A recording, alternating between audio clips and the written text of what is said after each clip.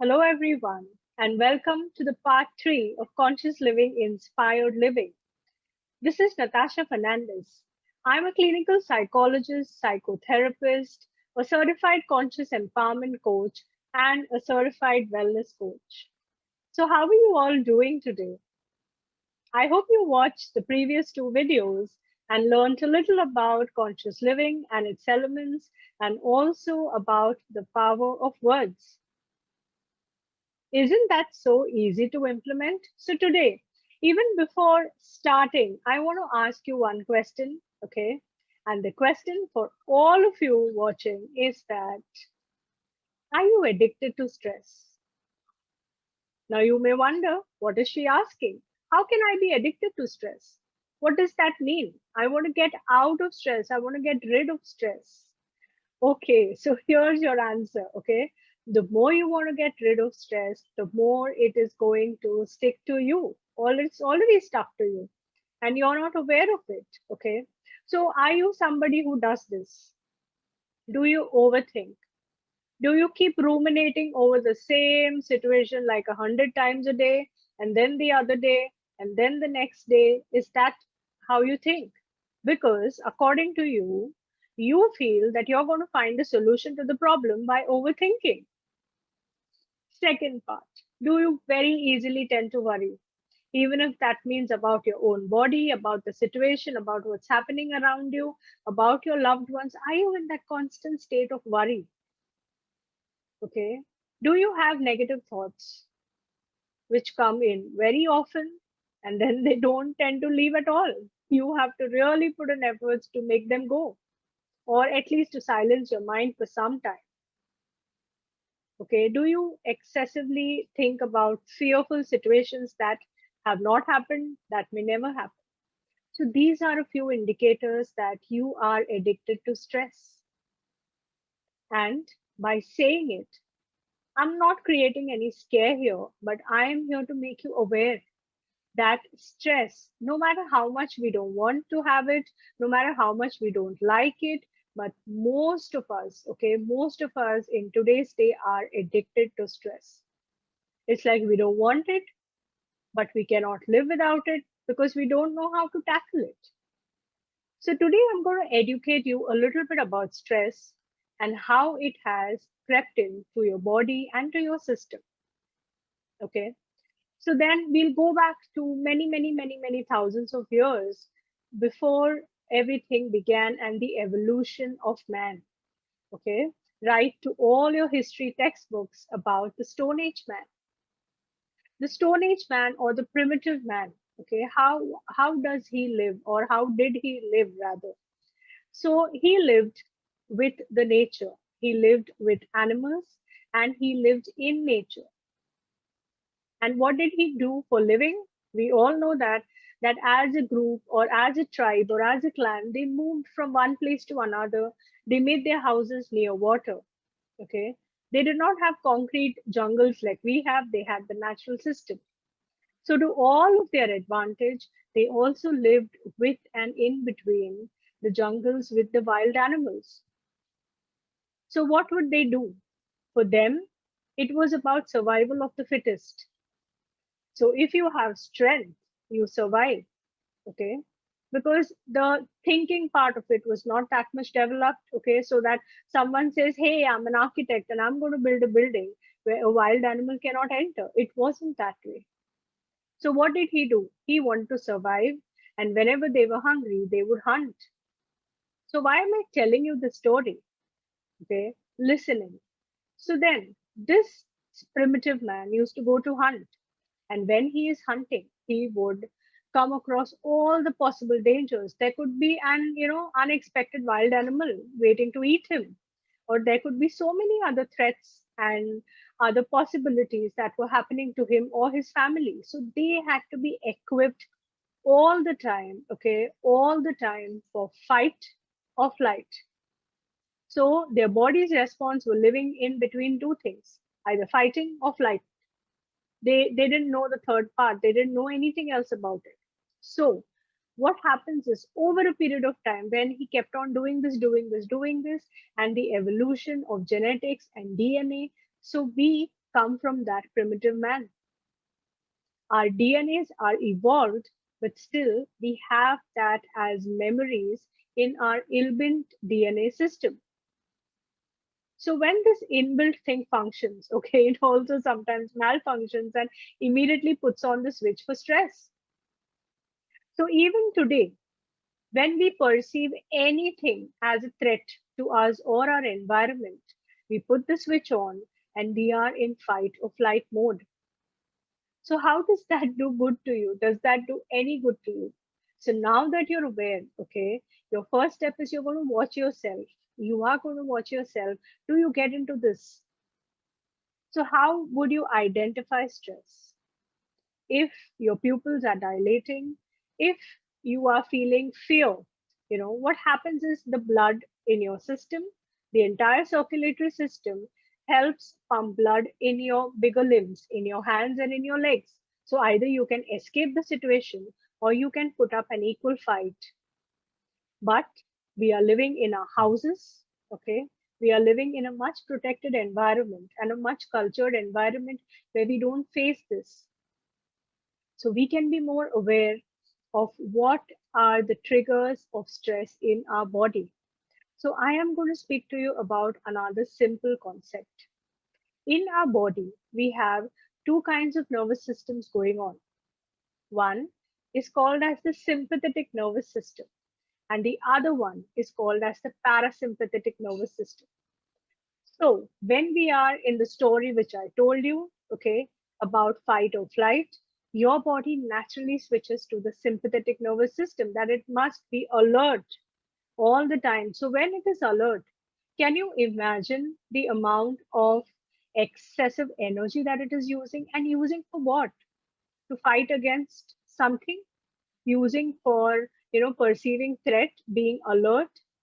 So here, okay, the more you are in this state, you are always having a racing heartbeat, you are having palpitations, you're having an increased, blood pressure, you are having, like, blood running through all the, unnecessary and wrong places rather than having a balance.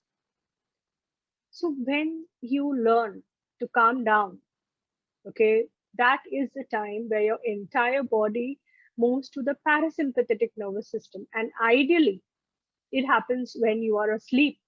You're supposed to feel relaxed. You're supposed to feel calm and peaceful. So, can we do that in today's world? I understand that we are in those strange times where there are many, many people around us, our loved ones, and many people who are going through difficult times, who are facing challenging times, and stress has become, a part of their life. Can we help them? Can we help ourselves? Okay. So, first step of being out of the addiction, or your first step to de-addiction from stress, is that being aware that when or what are the triggers that put you in that stressful situation. It could be as simple as I said, just a random thought in your head that comes and, oh, what if this happens? What if that happens? And remember, everyone, that right now what our mind is being stretched in this entire pandemic situation, it is equivalent to a PTSD stimulant. So we are supposed to be very aware. I will not say that you have to be alert and vigilant, because again, that's going to put your, body and your mind into an alert mode. And when you are having this increased or continuous levels of stress, it is, as I said, damaging a lot many functions of your body. And one thing that we have learned, okay, all of you have learned through the last 1.5 years, is that it lowers your immune system because you're always in the fear mode, always in the fear mode, using your imagination for all the wrong things. Rather, okay, I am going to give you simple, simple steps that can be done sitting at your home. Okay, you don't have to go outside. You don't have to, spend money. You don't have to do anything extraordinary. You can follow these very simple tips today and be more conscious, be more aware. So the moment, okay, your body is going into stress, observe the trigger. Just take a step back, okay, energetically. Or if you want to get up from the place, okay, and move to another place, and energetically just assess yourself. What happened? What exactly triggered? What was that one thought, okay, that caused you to start ruminating over other thoughts and start ruminating over impossibilities? Get a sense of that. Why? So that every time you have this thought, you are going to catch it and not allow it to create all the effects that it has been creating, damaging effects to your mind and your body. Second, and the most important thing that we are going to do is get at least a minimum 30 minutes of exercise a day, or a 45 to 60 minutes exercise at least thrice or four times in a week. While you're doing it, even if it may sound very cliche, okay, the whole world is talking about exercising and yoga, but the benefits are innumerable, because you will have secrete happy hormones that will manage your body, that will manage your mood, that will alleviate your mood, and it will put you in a happy space and in a much confident space. And your body is naturally going to have that endurance and stamina to combat all these things. You will not wake up with, stress related aches and pains and tiredness and fatigue and restlessness. So get yourself some kind of, there are like so many apps online, so many teachers teaching online. Just get in touch with someone, or use some of the online tools. We are in a world of technology. Let's put it to good use. So get hold of that 30 minutes a day, or as the other frequency, as I said, do that. Okay. That is 80% of your work done when it comes to stress. You'll be in a much better position to manage it and handle it that it comes up next time. Third thing, have a regulated sleeping habit. Okay. Your sleep is very important to trigger your parasympathetic nervous system to work. Your body will tell, hey, I want to relax now. Okay. So the other unnecessary systems will start shutting down and you will be in a very relaxed space. So how do we do that? Now there is another science when it comes to your pineal gland. Okay. It's a pea-sized gland in your brain that actually regulates the light. So what happens is, naturally, okay, when the sun sets, the primitive man used to go back to his, whatever, wherever he used to stay, and go to sleep and wake up at sunrise. But we don't do that. Okay, we are used to having late nights, working, and so many things. So how do you naturally change your body to sleep? You can use dim lights, or you can use lesser lights towards, just 1 hour before you sleep, so that your brain understands, okay, it is soothing, dim light, I think I must get rest, I think I must sleep. And then a dark space or wearing an eye mask will help you get a really good restful sleep, because the more your pineal gland is responding to this, because little light, your pineal gland is going to be active and you're not going to be able to sleep. Okay, so then it's not about having insomnia or any other thing, just these small observations. How is your lighting around before you sleep? You cannot have a bright light and then think that you're going to watch your mobile or watch some series and then you will get sleep. No, your body has its own functions, which we will see in the next video. But at the same time, these are very, very simple tips. Dim your lights, then sleep. And while sitting, okay, if you have all these fearful thoughts or anything like that, just use a small relaxation technique. Like, you can put your hand, okay, on the center of your chest, close your eyes, and visualize that you're breathing in pink color air. And this pink color air is full of love, full of gratitude, full of beautiful relaxation. And from your mouth, you're breathing out gray air that has all the stress, all the anxiety, all the unnecessary thoughts in your head. And slowly keep doing this. Use this visualization technique that you're breathing pink and slowly you're breathing out gray, you're breathing out light gray, you're breathing out white, and eventually you're breathing out pink. So use this till you reach that stage where you're breathing in pink air and you're breathing out pink air. So by that time, your body is going to be completely calm and relaxed.